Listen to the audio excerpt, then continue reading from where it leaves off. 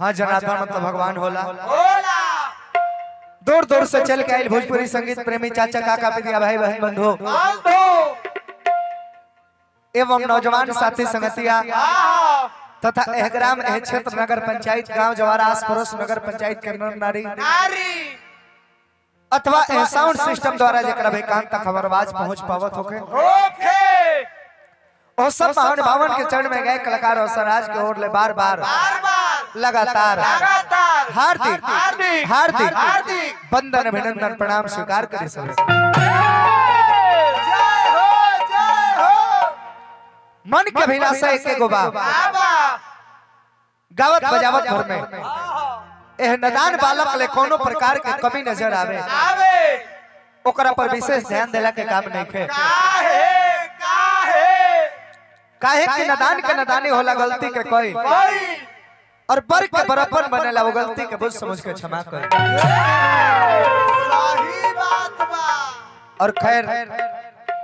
ए तरह जानबूझ के हमनी के गलती करब जाना है लेकिन गारंटी भी ना ले हम जा कि रात भर में हमनी ले गलती होइबे ना करी हो सकेला काहे कि गीत संगीत तथा सागर ना है महासागर के उपमा दिहल गइल बे एकरा अंदर तो पहुंचल बड़ी दूर के बात बा हमनी कभी करीब किनार पर भी नहीं जा पहुंचल बड़े बड़े विद्वान से भी कमी पावल जाला तो हमनी के तो आप सबके समक्ष विनोदान है बानी जा जाने जाने में कोनो प्रकार के कमी नजर आवे ई जान के क्षमा कैला के काम बाकी जाए दो लइका लइका बा गलती करता सियान हो जाई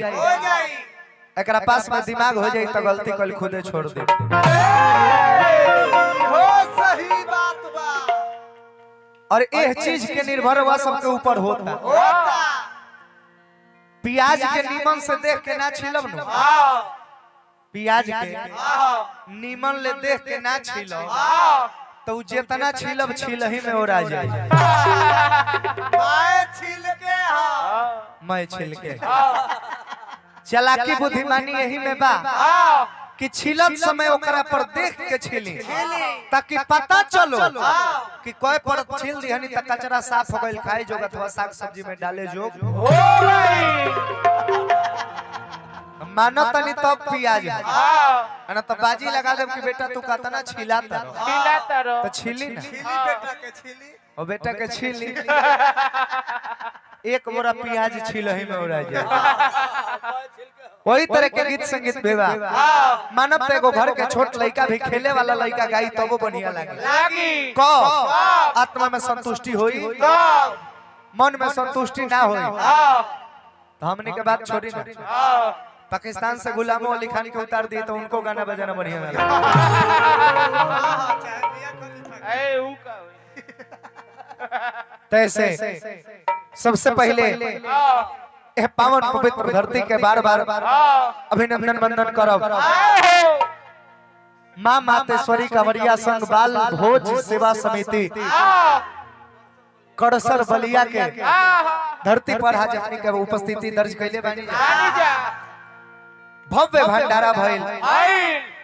एक से एक लोग जा भोजन कैल प्रसाद ग्रहण कैल और रात्रि में दूगो हमनी के कलाकार चल के आइल बनी जा जौन में हम गायक आप सबके सेवा में उपस्थित बानी हमार नाम रोशन राज है अब बगल में बैठल भाई प्रतिबंधी कलाकार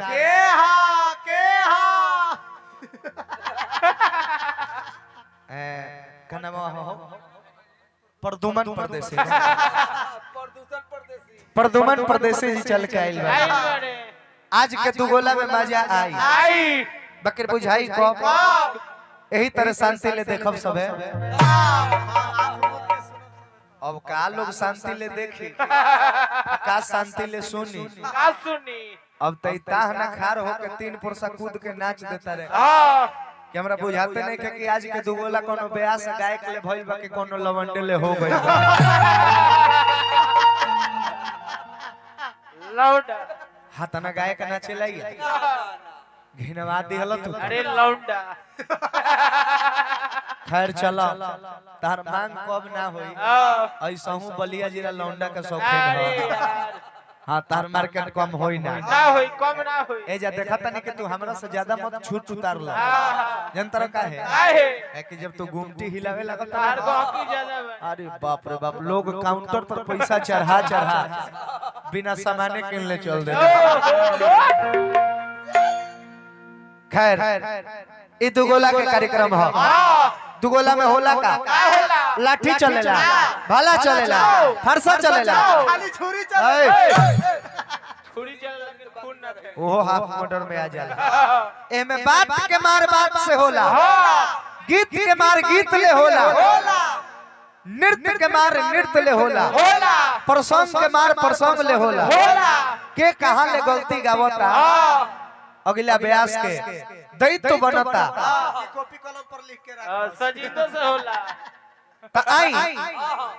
गीत संगीत के दौर में हमनी के लागत नहीं जा शांति के दान गीत संगीत पर ध्यान दिया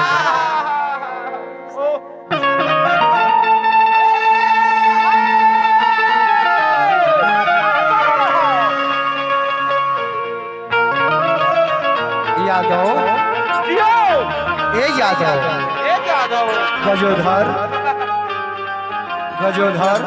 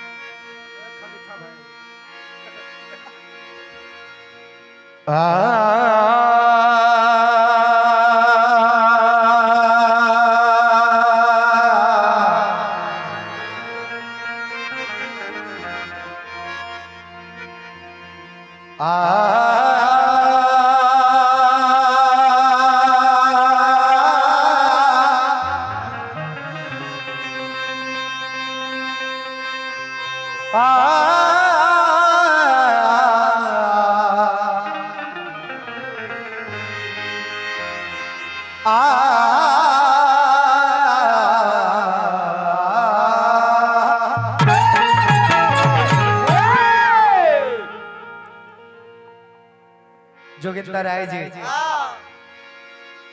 प्रोग्राम के प्रथमा चरण में पुरस्कार दिए दुकान के मोहनी कोई नहीं जोगिंदर राजभट्ट जी अच्छा दिल से प्रणाम करो आशीर्वाद की प्रतीक्षा लगा रहे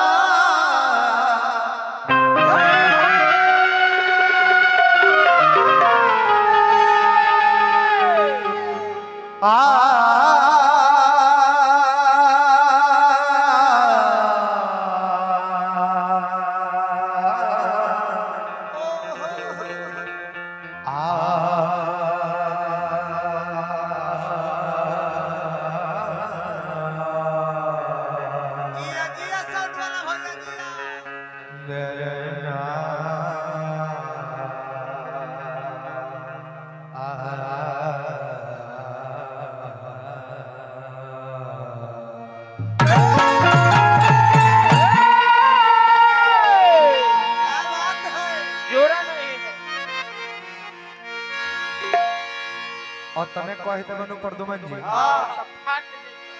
हम देखता नहीं कि तारा फिर दो तीन गो गुरु से शिक्षा लेवे के पड़ रात भर तू लिखो यार सुनील मिष्ठान भंडार मालदा बलिया से पुरस्कार दिले बनी हां और ही पैसा ले बहुत सुंदर वहां के मिठाई बनाई ले सुनील मिष्ठान भंडार में इतना सुंदर ओमे के मिठाई मिलेला प्रदुमन जी तो एक दिन खा ले खा के घरे गइले तो इनकर मौगी इनकर मुंह चाटत रहे आतना ना स्वादिष्ट मिठाई रहे आतना ना स्वादिष्ट मिठाई रहे स्वादिष्ट मिठाई रहे हाय देखे मां मातेश्वरी कवरिया संग